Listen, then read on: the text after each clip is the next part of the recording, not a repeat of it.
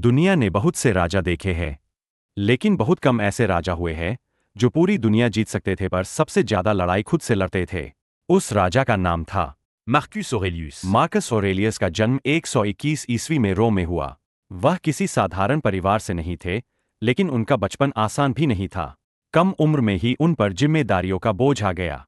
रोम का साम्राज्य विशाल था और उस साम्राज्य को चलाने के लिए सिर्फ ताकत नहीं, समझ और धैर्य चाहिए था। जब मार्कस ऑरेलियस राजा बने, तब रोम लगातार युद्धों से घिरा हुआ था। चारों तरफ दुश्मन, बीमारी, अकाल और मौत का साया था। लाखों लोग मर रहे थे, सैनिक थक चुके थे और जनता डरी हुई थी।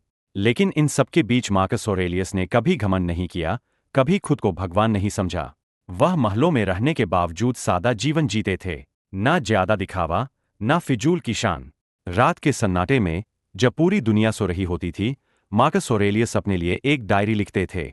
यही डायरी आगे चलकर मेडिटेशंस नाम की किताब बनी। इस किताब में उन्होंने किसी और को उपदेश नहीं दिया, बल्कि खुद को समझाया।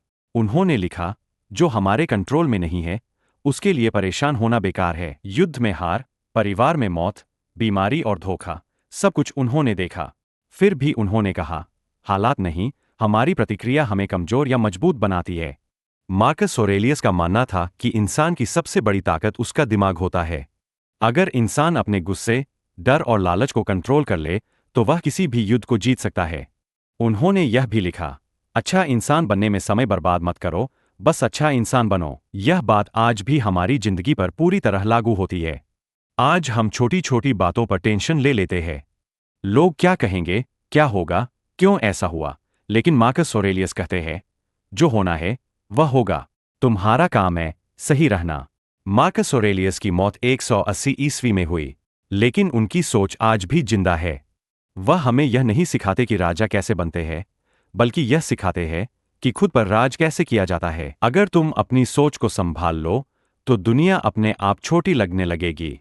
यही थी मार्कस ऑरेलियस की असली जीत।